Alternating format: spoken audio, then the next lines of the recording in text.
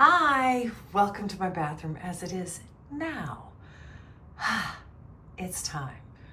We're gonna take it on and go ahead and get this thing looking hopefully a lot less yellow. First things first, gotta get the bathroom cleared. All right, now it's time to prep the bathroom. So that means I'm gonna be filling in any holes from artwork or whatever, patching up the wall. No. That's pretty much. Whew, the stuff stinks.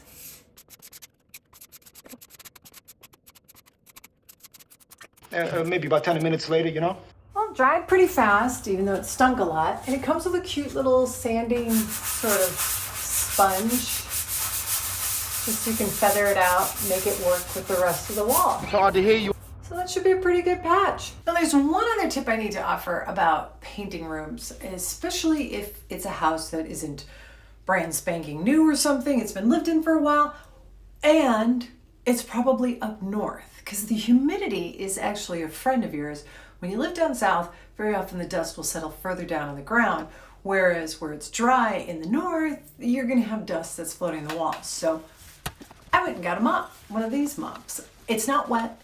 I'm using it to dust dry off all the walls in this bathroom before I paint it. Because this is a bathroom wall, I'm gonna have to do additional wiping down because it's not just dust. We're worried about hairspray and other products that you might be, there could be some extra gunk on the walls. And we're prepped. I don't actually want to go into how long it took me to get this piece of area prepped. Well over an hour. I just believe that there are two types of people in this world, those who can cut in and those who can't. So I had to do a lot of extra prepping. But the amount of time you spend on prepping, it more than doubles the amount of frustration it saves you from. So it's worth it. Hey, quick tip. Did you know you can buy paintable faceplates for the outlets? Yeah. Or you can lightly sand these, put a primer on them, and then paint them, but not when they're on the outlet, not when they're on that whole little circuit there. And you don't want to paint the reciprocal itself because that's bad and dangerous and no.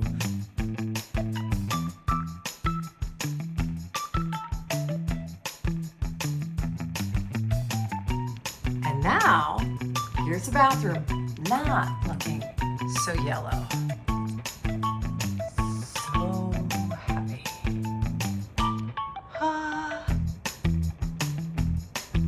And it has caused the reflection onto the tile to be not so yellow as well for the shower tiles. And I love that. Yay! Let's move into the rest of the bedroom. You know the drill. Clear, clean. And now prep. Had to turn out one of the circuits because I've got an outlet that's open and it's down there and I had to mess around with it. So, just being on the safe side. So, now it's time to paint. Now I think I've learned my lesson. And I am going to just do one nice light coat, let it dry, and come back and do a second coat. None of this, I have to get it all covered in the first shot. You're not a quick learner, are you? I think it'll save me time in the long run. No sense making you sit through all this in regular time when I can speed you up. Behold the nook with a lot of extra stuff in it.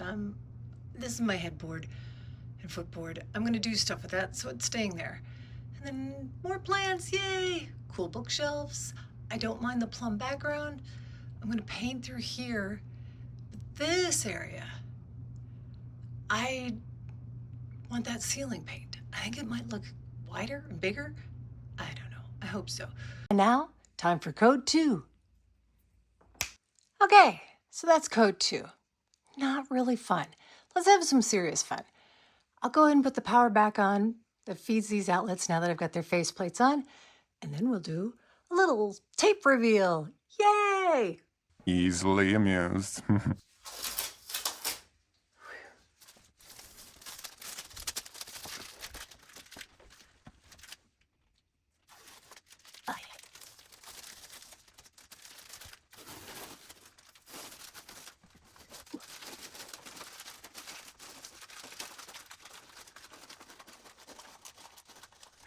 Fair enough. I need to get out more because that long stretch of tape removal, for me, whew, that was everything.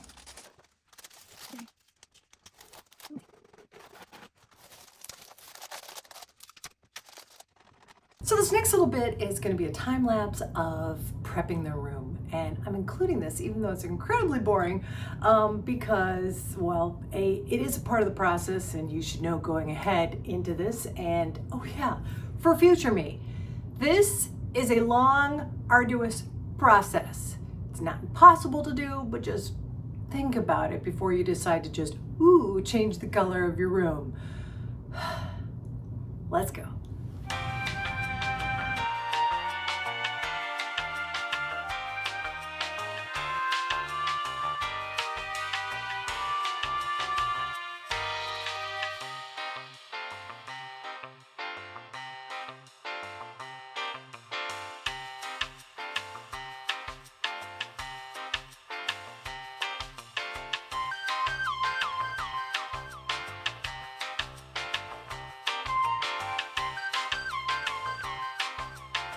And this is why we don't put tape on our walls.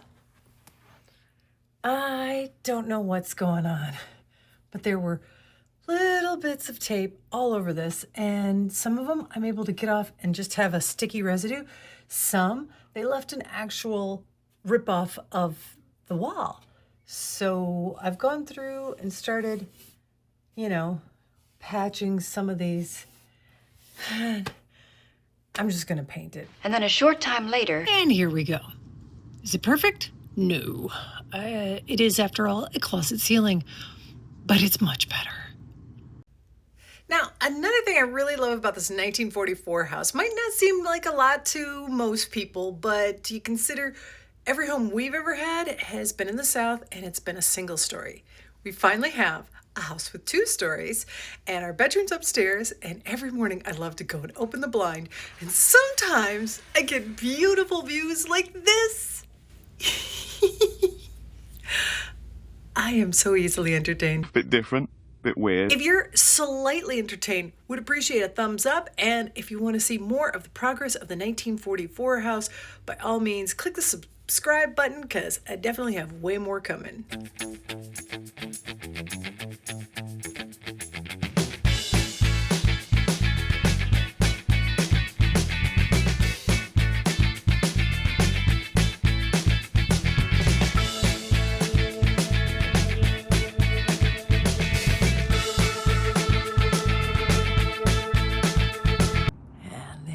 Go.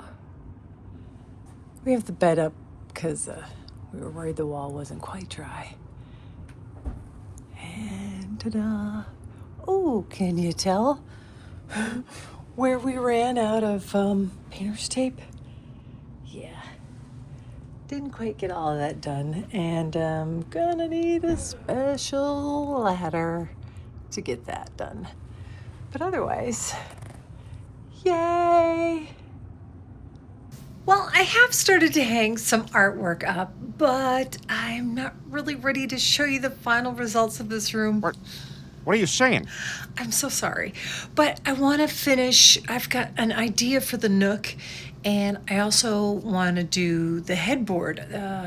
I've just got to change that thing up. It's been around too long as it was, and I got an idea for it. So that will be coming in the future. Please subscribe.